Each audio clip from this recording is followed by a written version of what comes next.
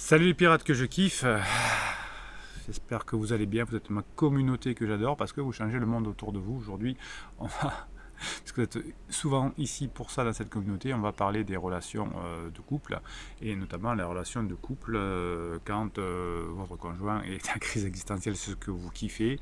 Je finis de vous préparer la formation qui sort demain, mercredi, qui va vous permettre de comprendre ce qu'un homme en crise a envie avec sa femme, comment vous comportez quand votre homme est en crise, et en réalité c'est comment vous épanouir en tant que femme. C'est souvent vous me dites en coaching, mais Bruno, je comprends, vous me dites de reprendre mon rôle de femme, mais qu'est-ce que ça veut dire, comment on fait? Vous êtes un peu perdu. Je vous ai fait la formation qui paraît demain. Les formations et les coachings, c'est un descriptif de cette vidéo. Le coaching, c'est 1 heure de coaching et 15 jours de suivi, et vous avez tout ça qui est expliqué, vous avez des formations qui sont offertes, etc. Tout ça, c'est un descriptif de cette vidéo, comme pour le livre Comment sauver son couple, le tome 1. Alors, pourquoi les relations lune de miel avec pansement ne fonctionnent pas, et ne vont pas aller très loin? Vous me demandez souvent comment on peut faire pour être sûr que, comment je peux me rassurer en comprenant que la relation avec pansement ne va pas fonctionner. Eh bien, aujourd'hui, on sait que des relations où on dit souvent, comme au début de lune de miel avec pansement, mon amour, mon bébé, je ne peux pas vivre sans toi, bisous bisous, ce que vous, des fois, vous surprenez dans les textos, dans les WhatsApp, dans les messengers qui s'échangent entre personnes, entre le criseux et le pansement, donc deux personnes boiteuses dans leur vie, effectivement. Eh bien, si les couples, on sait aujourd'hui que si les couples partent trop fort comme ça, si les couples débordent d'amour de façon importante, eh bien, c'est un signe très important que le couple n'a pas beaucoup d'avenir. C'est plutôt les départs plutôt cool, plutôt tranquille, plutôt on te nier, les coucou bisous, moi chérie que je kiffe trop, ça, c'est mal parti pour un couple, je vais vous expliquer pourquoi, on le montre aujourd'hui grâce aux neurosciences. C'est plutôt un bon signe quand votre conjoint qui en manque va projeter sur son pansement toutes les qualités du monde et dit t'es ma flamme jumelle, t'es mon âme sœur, etc. Ça veut dire qu'on va pas très loin là-dessus. Euh, en neurosciences, et notamment un article qui a été écrit dans le Journal of Personality and Social Psychology, c'est américain. Vous savez que j'adore lire ce genre de revues que je reçois, enfin c'est des articles que je reçois de ces revues en particulier. Eh bien, on explique un trop-plein d'affection entre deux partenaires en début de relation, dans leur relation criseux-pansement, va prédire une séparation plutôt rapide. Dans cet article, les chercheurs en neurosciences ont suivi 168 couples pendant 13 ans afin de déterminer finalement quels étaient les signes révélateurs d'un mariage, d'un couple qui dure ou au contraire qui va se séparer. Et ainsi, ils ont observé que les couples qui étaient trop affectueux dès le début avaient des risques de se séparer à la fin de la ligne de miel. Donc le désir de fusion, notamment parce que je souffre quand je suis en crise existentielle, est un signe très très fort que ce désir de fusion est nuisible pour le couple. Quand on est en crise, au départ, on va se laisser aller dans l'engouement des débuts. On dit que pendant la lune de miel, l'amour rend aveugle. Oui, ça c'est vrai. Alors c'est pas exactement vrai, c'est parce que c'est la zone du discernement du cerveau qui est éteinte. Donc l'anti-chemin, la passion, c'est pas des états qui vont être possibles sur le long terme. Donc finalement, une fois que l'âme sœur, le coucou, le lapin, je t'aime, je sais pas pourquoi je t'ai entendu, autant de ça va disparaître, et ça c'est normal à la fin de la lune de miel, et bien il restera pas grand chose entre les deux personnes, et c'est là que une fois que la passion normalement, de façon normale s'épuise, et bien ensuite il y a des conflits importants qui commencent à avancer. Donc ce trop-plein d'affection est lié au fait que finalement votre conjoint en crise compense le manque qu'il a eu avec vous pendant la phase 2 du couple et va compenser, projeter sur son conjoint. Et donc finalement, à partir du moment où la relation ne se déroulera plus comme votre conjoint le souhaite ou comme pansement le souhaite, eh bien, il va y avoir un choc et il va y avoir un point d'inflexion.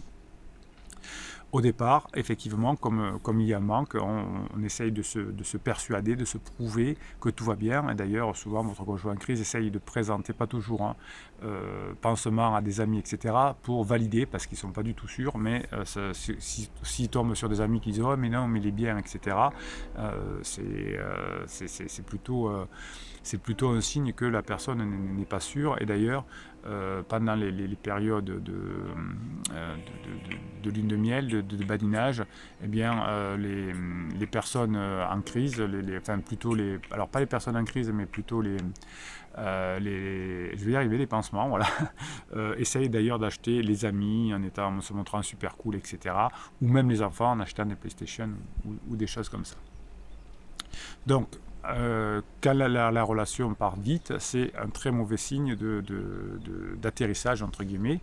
Donc après la passion, après la lune de miel, ça va être la désillusion qui va mener à des graves conflits. Alors, comme on est un peu boiteux, on va se séparer de pansement, et puis on va revenir ensemble, puis on va se séparer ensuite. Donc finalement, le couple criseux pansement a des besoins et des attentes qui ne sont pas réalisables sur le long terme. Donc si vous entendez des petits surnoms, des effusions d'amour, etc., c'est pas très bon signe. Voilà. Donc ça, c'est une première raison qui va faire que les relations pansement fonctionnent très peu dans le long terme. Donc il y a aussi quelque chose que l'on voit beaucoup dans le début de la relation de pansement avec criseux, qui laisse prédire que la relation ne sera pas très longue, c'est ce qu'on appelle le love bombing. Le love bombing, c'est une technique qu'emploient les personnes pansement finalement. C'est un peu de la perversion, mais c'est comme ça au moment de la lune de miel. Pansement va utiliser le mal-être de votre criseux, de votre criseuse pour penser ses propres angoisses, ses propres difficultés. Et le bomber, ça va être la multiplication de petites attentions, de surprises, de déclarations enflammées, de cadeaux, y compris aux enfants. C'est une façon d'acheter.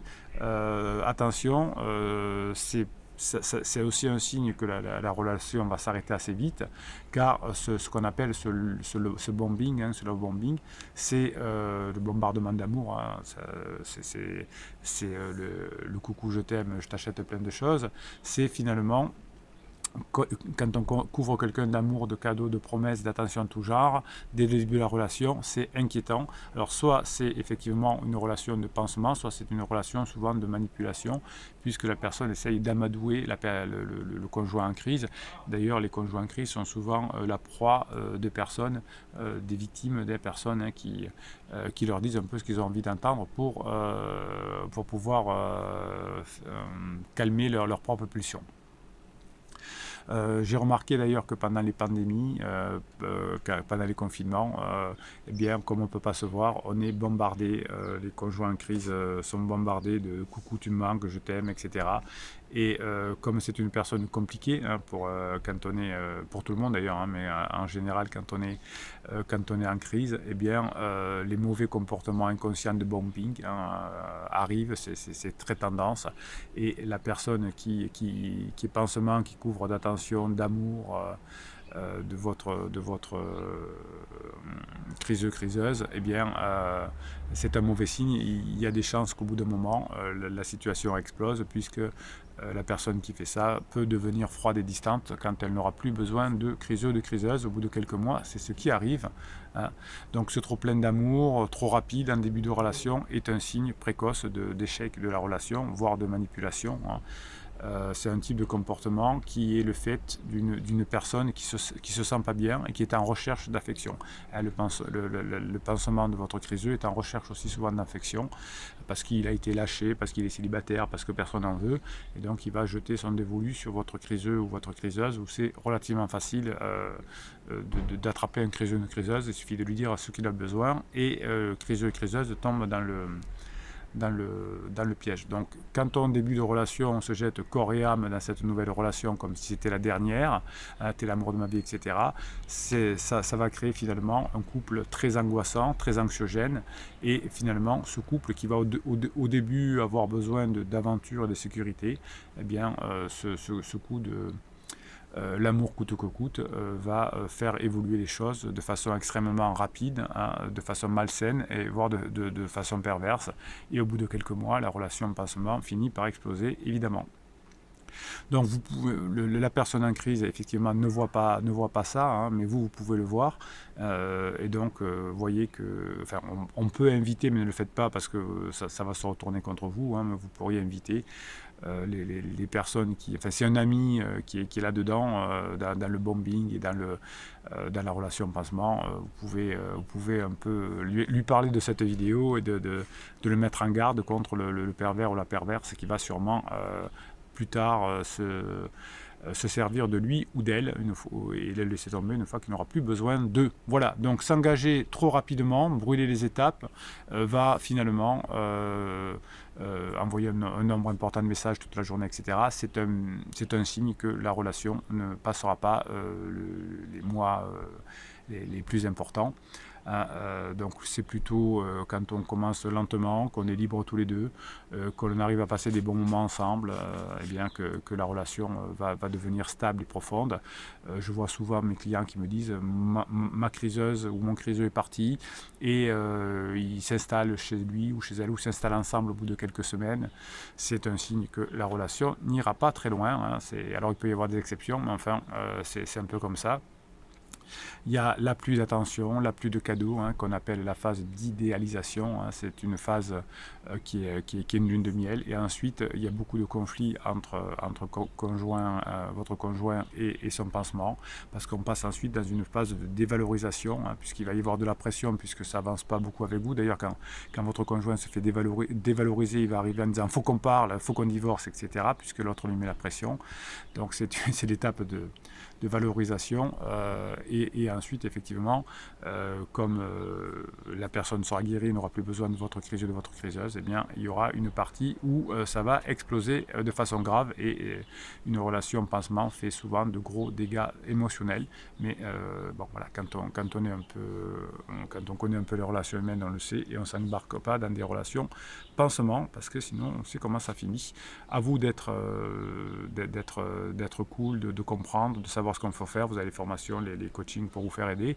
Et si vous faites ce qu'il faut, à la fin de la crise existentielle de votre conjoint, vous reviendrez ensemble, évidemment. Ce que vous aimez beaucoup, c'est quand je réponds à vos commentaires, je vais le faire dans quelques minutes. Et vous savez que dans la communauté, vous m'envoyez aussi des mèmes sur mon WhatsApp et je vous les mets sur votre canal Telegram. Telegram, c'est une application. Vous tapez dans Telegram, c'est gratuit, canal Bruno Marchal, et vous avez tous les mèmes que m'envoient les pirates. Et toute la journée, vous avez des mèmes qui vont vous remonter le moral. Et je vous en dis quelques-unes à ce moment de la vidéo. Une femme qui râle est une femme en bonne santé. Une femme qui râle est une femme en bonne santé, oui. Ouais, c'est pas faux non plus, mais en tout cas, même les hommes, hein, quand on râle, est-ce qu'on est plutôt en bonne santé? Alors vous avez beaucoup de mèmes qui parlent des femmes cette semaine. C'est parce que je vous annonçais que demain, il y a la formation qui paraît sur comment finalement récupérer son homme, comment être une femme, comment redevenir une femme attrayante. Donc j'ai beaucoup de mèmes sur les femmes. Je suis une râleuse, mais j'ai toujours raison. Excellent. Une femme... attendez, je ne savais pas ce que je voulais faire, mais j'ai toujours su quelle femme je voulais être. Ouais, c'est beau. Hein, je ne savais pas ce que je voulais faire, mais j'ai toujours su la femme que je voulais être. C'est pas mal aussi. Tu as tout à apprendre, tout ce qui ne s'apprend pas, la solitude, l'indifférence, la patience et le silence. Ouais, tout ça s'apprend, effectivement. Hein. On dit que ça ne s'apprend pas. Si, ça s'apprend. Vous avez les formations, les coachings pour ça. Pour pouvoir contempler un arc-en-ciel, il faut d'abord endurer la pluie. C'est beau. Hein, vous êtes peut-être sous la pluie actuellement, mais vous allez avoir l'arc-en-ciel derrière. C'est après le point d'inflexion, au moment des retrouvailles. Être soi-même, c'est faire exclusion de certaines personnes. Être comme les autres, c'est s'exclure soi-même. Oui, vous êtes des pirates, vous êtes exceptionnels, vous changez le monde autour de vous. Oui, vous êtes... ouais. Voilà. Vous travaillez sur vous, donc comme vous travaillez sur vous, vous allez devenir la personne unique incroyablement agréable. On nous apprend à compter les secondes, les minutes, les heures, les jours et les années, mais personne ne nous explique la valeur d'un instant. Et oui, si vous êtes dans l'instant présent, vous allez construire votre avenir. C'est un très beau mème que vous m'avez envoyé là. Allez, je vous commente un commentaire, le mini coaching. C'est le moment que vous attendez à la fin des vidéos.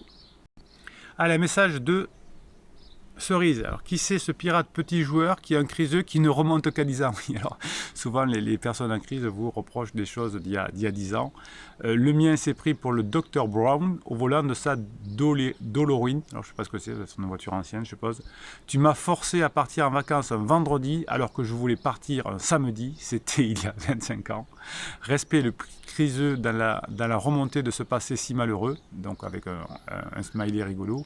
PS, nous avions passé l'une de nos plus belles vacances. Effectivement, quand on n'est pas bien, on va rechercher dans son passé des choses qui n'allaient pas. Hein, c'est simplement parce que pendant la personne qui est en crise est en train de réarchiver son passé ou d'archiver son passé. Donc il y a des choses qui remontent et comme on n'est pas bien et comme on est de mauvaise humeur, on retient souvent, c'est comme ça quand on est en crise, on revient souvent dans des moments importants de sa vie et souvent comme on est de mauvaise humeur, on associe ces moments-là de la mauvaise humeur des choses très très graves. Tu es parti un vendredi au lieu d'un samedi.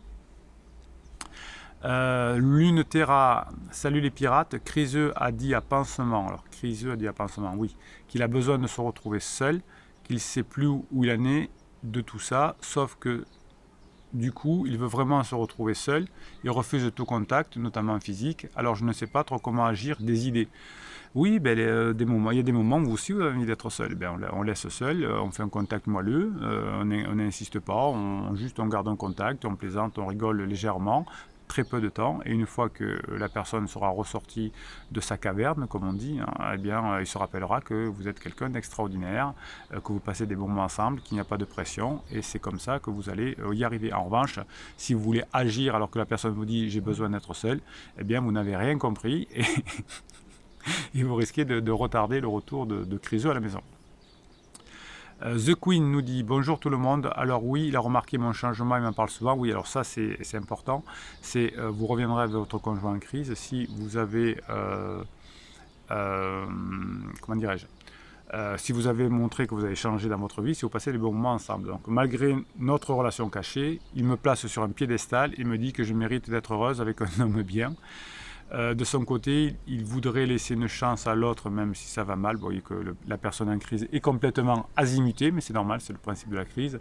Il manque vraiment beaucoup d'estime de lui. Il pense que si je vais voir ailleurs, j'aurai raison et il aura juste mérité, puisqu'il a provoqué notre situation. Le temps qu'il bosse sur lui, on aura facilement pour jusqu'à septembre minimum, je pense.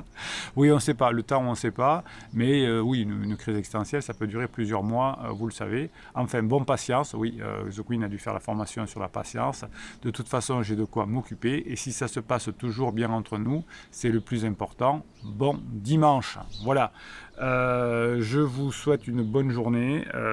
Vous êtes une communauté au top, hein, vous voyez que comme The Queen, vous allez récupérer votre conjoint, hein, puisque ça se passe beaucoup mieux. Mais il faut pour cela travailler sur soi. Et travailler sur soi, c'est quelque chose qui est au top, parce que ça nous permet d'améliorer notre vie. Allez, on attend demain. On attend demain que sorte la formation sur comment vraiment être une femme épanouie, se régaler et récupérer son homme en crise, d'être une femme attrayante.